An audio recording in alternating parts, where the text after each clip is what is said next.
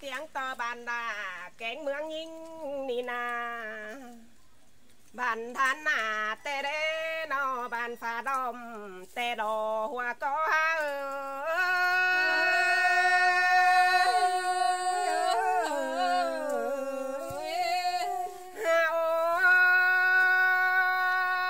bàn than đom đẹp mẹ chầm pan tê na nó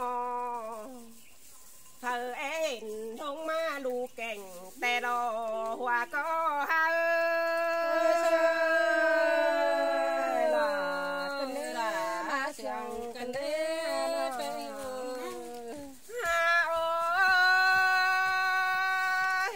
sòng pha pu lan rằng sáng kinh chớ hòn tê đó nó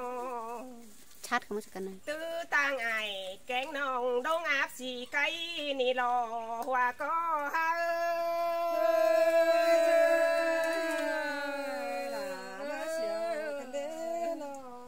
tua pom pu pom phà nốt mênh chiều hồng tê đó nấu tua pu pá lồng phúng soi bao đùa năn đò hoa có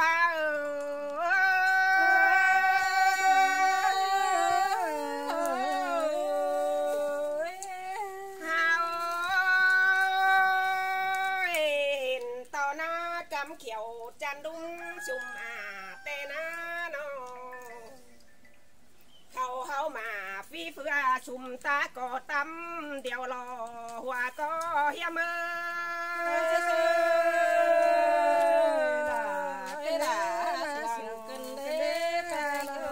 chu chúa hươn chẳng ba bác phở giá xem cắm khẩu tê na tivi màu khai bay hiện tua lại mương điều lò hoa có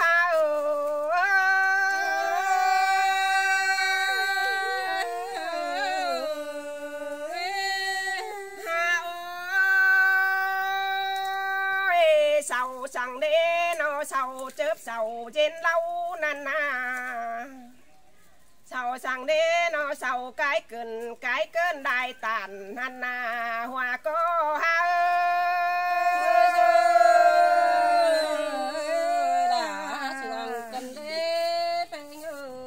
ăn ba cà cát cái tầng giang đom gian tăng cài năn nó té chua tà chua nai hón phở hón mi sáng ni cơn đi hoa có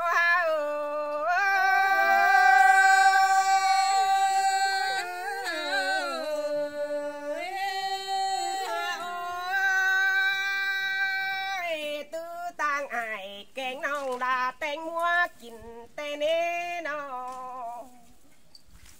ăn phát ma khai ni mương hao lầy trôm khai sôm sướng tè lò hoa có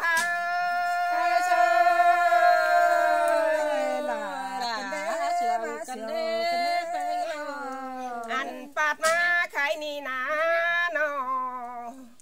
quần ha ni đeo nghìn tộc mưa bao hiền ai ni lò hoa có yếm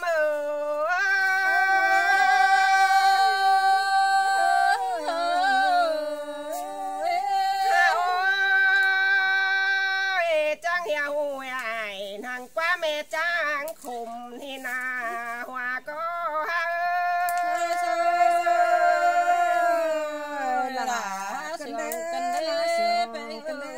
ăn đó đúng bà ảo đoá nè sú ni nè chẳng hiền ai nàng lang ngắm quăng chờ ni lo hoa có